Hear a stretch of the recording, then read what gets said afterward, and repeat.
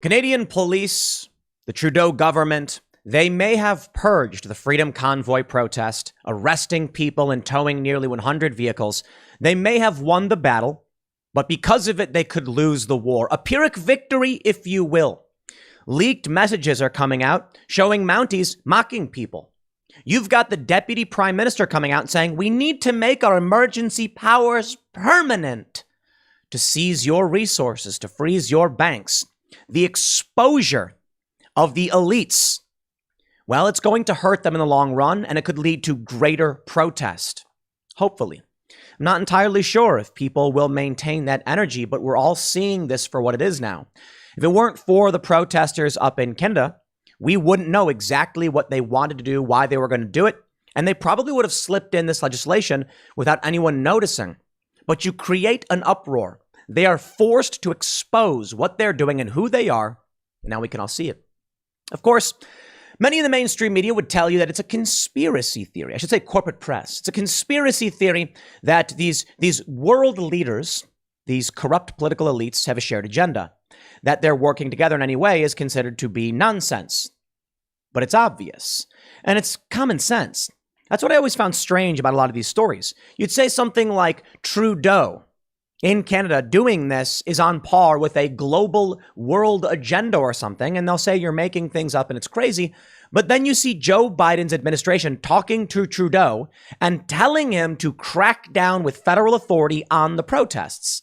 Like, that's literally reported. We know they're doing it. And they're doing it because they have trade agreements and a shared agenda. The same is true for Europe and these other countries. Of course, world leaders are working together. Why wouldn't they be? I mean, heck, we have the G7, the G20. We have the UN. Of course, they're all working together on a shared agenda. And now we can see the mask slipping. So in a sense, the Freedom Truckers did us a great service by standing up and saying no. And in a sense, Trudeau has also done us a great service, exposing the authoritarian psychopathy that exists within the minds of these political elites. We have several stories, but it extends well beyond just the government. This story really caught my eye. Canadian authorities probe leaked messages of police allegedly celebrating injuring protesters. We have a reporter from Rebel News who was struck and injured by the police. Take a look at this story real quick as we move on. Quote, time for the protesters to hear our jackboots on the ground. This is who these people are. Talk about a glorious, glorious service to all of us. Why? Well, look, when Black Lives Matter goes and burns down buildings, I have in my mind a vision of a good police officer who says, I want to make sure people are safe. I want to make sure the rioters aren't destroying businesses and ruining lives. Instead, what happened in New York? Many of these cops did nothing. What happened in Chicago? Many of these cops did nothing. Why? They were basically trying to punish the city for not providing them the support they thought they deserved. So, mom and pop suffered. Then we got COVID lockdown. And the police said, well, we're exempt in a lot of ways, so we're going to go jackboot, stomp around, and bash windows in ourselves, destroying small businesses. That is not what police are supposed to be. The idea of policing in the police institution, I think, is a good thing. But we can clearly see the pitfalls in it. And now conservatives are getting a strong wake-up call to who the police really are. Now, perhaps many cops, the good ones, they quit. Or perhaps cops in Canada are just trash. Perhaps police in rural areas in the US and more conservative areas do a better job because they hold these principles of their communities. And maybe police in big cities are just awful Democrat-appointed criminals or morons. Either way, it's never good to see journalists injured, arrested, or threatened by police. And to see it happening now to Rebel News it's horrifying. We have this story here from Rebel. Rebel News journalist Alexa Lavoie attacked by Ottawa police. I mean, we're talking about cops beating a woman who's on the ground reporting. They say, on Saturday, the gridlock continued. Amid loud pops, Rebel News' Quebec-based reporter Alexa Lavoie was directly hit by police during the melee, injuring her. Prior to the melee, at least 2 officers can be seen accidentally dropping some of their less lethal firearms and attempting to pick them back up as other officers push back the line. Ezra Levant tweeted, I just spoke with Alexa Lavoie, our brave reporter who was assaulted by Trudeau's police. She tells me a cop hit her 3 times in the club and then shot a tear gas canister at her leg from point blank range. Trudeau has instructed his police to attack journalists. So what's happening now? What's happening now in Canada? Well, it's a big wake-up call for conservatives. As Ezra Levant tweeted, and it went viral, he said that he used to be back the blue. He would back the blue and give them the benefit of the doubt. Not anymore. I've long understood this because I've witnessed it firsthand in Ferguson, at Occupy Wall Street. It's amazing to me that there are people who still maintain that the police gave a free pass to the left. They did in some circumstances. They did in many circumstances. Or to put it mildly, they tend to give more leeway than they would to the right. But it is true that police have brutally beaten protesters on the left. It's true that police have instigated violence. I've watched it happen. Occupy Wall Street became prominent because a cop pepper sprayed 3 women who weren't even in the protest group that was being arrested. Of course, they were protesters, but they were walking on the sidewalk, minding their own business. A protest group was in the street. Police were trying to arrest them. These 3 women started yelling. Tony Baloney, they call him. Anthony Bologna walked over and pepper sprayed these women. Why? For no reason.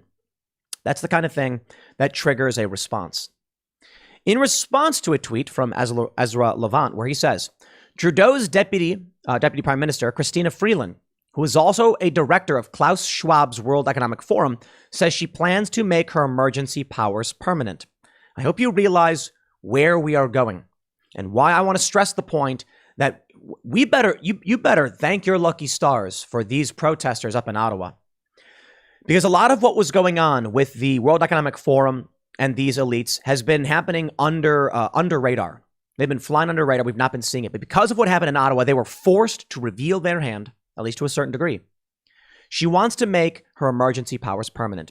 In response, I said, a quote from Chrystia Freeland, and this is in jest, mind you, in order to ensure our security and continuing stability, Canada will be reorganized into the first galactic empire for a safe and secure society, which I assure you will last for 10,000 years.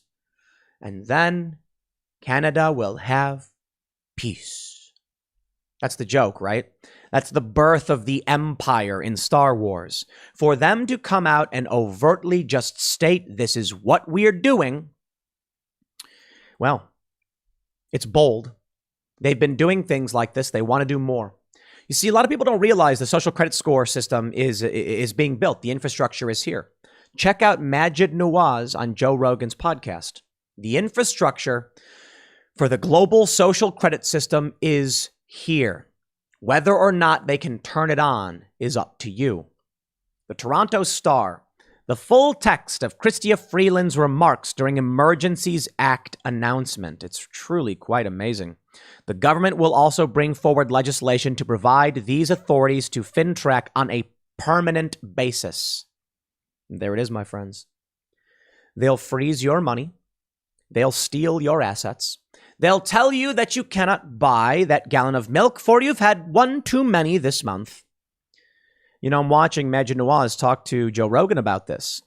And we have this clip here where Majid is talking about programmable currencies. And Majid Nawaz shows a quote. There's a man in the UK, like the second highest guy, he handles their economic policy. And he says that we want centralized digital currencies that are programmable. Majid goes on to explain what this means. It means that you could have money in the bank and you go and swipe your card and it says this money cannot be used for the purchase of Doritos.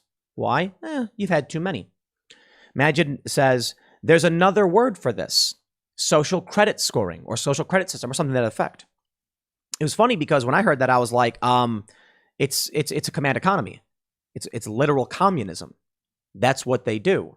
They give you your ledger and you go and you say, I want milk, bread, and eggs. And they say you've been allotted 1 milk, 1 bread, 1 eggs for the month. Take it and leave, and you can't come back. Telling you what items you can have. This communism. Social credit score systems. It's funny because we need a new word for it. It's somewhat different. It is. But this is what's coming. Now, I want to show you why I'm bringing this up. In Canada, the deputy prime minister said FinTrack, permanent basis. She's specifically referring to the ability to freeze crowdfunding, to control cryptocurrencies, to freeze your bank accounts. That's what they're implementing. The Daily Mail reports. Canadian MP says single mom on minimum wage has had her bank account frozen for donating $50 to the Freedom Convoy. Trudeau is blasted for draconian law that would have never been imposed on Black Lives Matter. Canadian MP Mark Strahl tweeted Sunday, the bank account of a single mom called Brighteon was frozen. Authorities say 206 bank accounts had been frozen under the power granted by the Federal Emergencies Act. The powers have been in effect, but Parliament is expected to ratify the action on Monday. Oh, there you go. Financial accounts of those who refuse to leave the protests in Ottawa will remain frozen while the act is in force. The Ottawa protests, the movement's last major stronghold, appeared to be largely over by Sunday. Fencing and police checkpoints remained. And they're going to be bringing back the fencing to DC as well. They want you to know it is not a government of the people anymore. They own you. They own the system. And there's nothing you can do to stop it. Now, this story is scary. This is a woman who heard online protesters are driving through the streets. They're driving down the highways. And she said, I'll give $50. The story as it's being told is that at the time she donated, the protest wasn't deemed illegal. The protest was deemed a protest or a convoy. So what happens is, here's what'll happen. I'll tell you what happened to you. You hear in the news, a guy wants to give out free hugs. And you say, I like that idea. So you donate $50 to the Free Hugs Man. A month goes by and the Free Hugs Man has a group of people giving free hugs downtown during a pandemic. And they say this is an illegal action and anyone who supported it will have their assets frozen. And you say, I didn't support the 50 people doing it. It was the one guy. No one cared. This was the story as it goes. And maybe it's not true. Maybe she donated after. I don't know. What's being reported is she donated when the government wasn't cracking down on this, when it was just truckers honking their horns. Single mom, you will have your bank account frozen. They will do it to you. You know what, man? I've been saying this for a while. You take a look at those protests up in Milwaukee, I think it was, in Wisconsin, where Black Lives Matter set fire to a house twice, where they then went to someone else's home to protest him. And when he brandished a shotgun from inside his own home, the police arrested him. I warned you, and I'll warn you again. I said this a year and a half ago. I'll say it now. Said it almost 2 years ago. They will come to your house, the police. They will arrest you. So don't back the blue. We're past this. I assure you, this will be the case. I love how the left freaked out and they posted this video saying, Tim put on unhinged rant. Whatever. I'm right. Here's what'll happen. Black Lives Matter or Antifa will show up in front of your home to protest you, saying you're a bigot. And you'll say, stay off my property. I'll tell you what's already happened. When you then try and say, I am armed, and if you come in here, the cops will arrest you. Why? It's easier to arrest one person than it is to arrest 50. So if 50 people throw up screaming, the cops are going to be like, just arrest the guy who's in his own home watching football because it's easier. And you think it won't happen to you, it will. It's already happened to many people. I'll tell you what happens next. After the extremists are emboldened, because the government is empowering them, your assets are frozen. They show up to your house like they did Tucker Carlson. And they bang on your door. Bang, bang, bang. And they break it. And then the media lies and says, no, it never happened. No, they're exaggerating. Your wife hides in the cupboard like Tucker's wife did as lunatics bang on the windows. I'll tell you what happens. Cassandra Fairbanks, a good friend of mine, in her home in D.C., and they started launching fireworks at her house and banging on her windows. They will terrorize you. They want you to know. They want you to feel unsafe. What happens next? I have seen these mobs in action. They're effectively an apparatus of the state, mind you, and that's why the state allows them to do what they do. Like in, I think it was Portland, where they smashed up a storefront and then burned all their merchandise in the street. When the crowd comes to your home and bangs on your door, one of these days, one of your doors will break open and the door will be pushed aside. And then a couple of the people in the crowd will peek inside. And as they walk to the door and take a look inside to see what's going on, the door broke open, other people will see them and think they must be going in. So those people will walk forward and walk in the house. Other people will see them walk in the house, and then everyone will. Let me explain to you how this happens. At protests in New York City, you've got facilitators, as they call them. They're in front of the march, and they're fanning them in a certain direction. They then bring them up certain streets and point. Something I learned long ago, which is very hilarious. You can control the direction of the crowd by simply walking in front of them.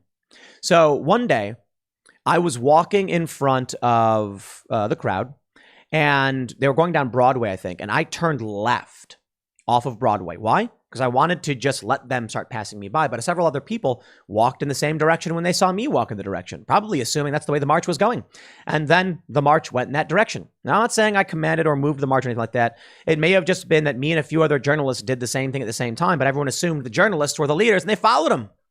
And then all of a sudden they're marching down a side street. Because someone sees you and follows, everyone else does. Like a swarm, like birds in the sky, right? If your door gets kicked in or broken by someone banging on it, that person may not have had the intention of going inside your house. But someone else will see the door open and assume, hey, what happened? The door opened. And then like dominoes falling, people will pour in. Then they'll start smashing your stuff. Then they'll beat you. They'll push you down the stairs. You think it's not going to happen? You're wrong. You're absolutely wrong. We're already at the point where they were banging on Tucker Carlson's door, wife hiding in the cupboard. We're already at the point where they've shown up to people's homes. We're already at the point where in Wisconsin, I believe it was, they set fire to someone's house twice. The fire was put out. They came back and set fire to it again. That's where we're at. And the government, the US, Canadian, UK, whatever, they wouldn't do this to BLM. Of course not. So what we see now is anarcho-tyranny. On the ground, BLM and other extremists will be able to smash up your windows and kick your doors in and trespass on your property. And you can't do anything about it. Mostly in cities, mind you. If you live in the middle of nowhere like West Virginia, you'll probably be okay because you're probably armed. And the cops out there are probably, more likely to be Trump supporters. But imagine this scenario. The far left extremists come to your house and you threaten them, stay away from my home. Well, look what happened in Portland. People are dead. The government then says, we're going to have to freeze your bank accounts because, you're an extremist. Once we get to that social credit scoring system that Majid Nawaz is talking about, and he's completely correct, there will come a point where Black Lives Matter will be marching down the street and they will have full access to millions, tens of millions of dollars. You'll organize a protest and then your bank accounts will be frozen. They will use this power to force people out of business, to silence people, because they pray that you are a coward. They're betting on it. Don't let them be right. Their hope is that as they freeze banks, steal your money, and support far-left extremism, they hope you'll remain terrified. And so you won't speak up. You won't speak out. You won't protest. It's the easiest thing, really. Just give up. Don't fight. You're a loser. That's what they're hoping.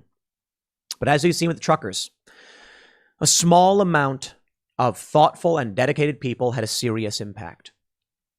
Now, I'm a fan of nonviolent civil disobedience. I'm no fan of any kind of violence and disorder or anything like that. Why?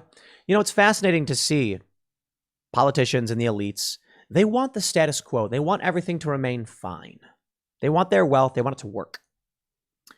Well, I don't completely disagree. Greta Thunberg says, get rid of fossil fuels. And it's like, that would kill tens of millions of people. We don't want that. No, we want stability too. But what we don't want is centralized authority. Why? When authority is hyper-centralized, you get instability. Let me spell it out for Trudeau and for Biden and for all of these other psychopaths. Wealth inequality Well, that happens when that gets too high, you get civil war. It's one of the reasons we're probably seeing civil war. It's true.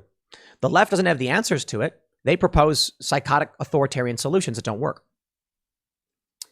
If too few people control too much power, eventually you get too many people with too little power saying we have no confidence in the system.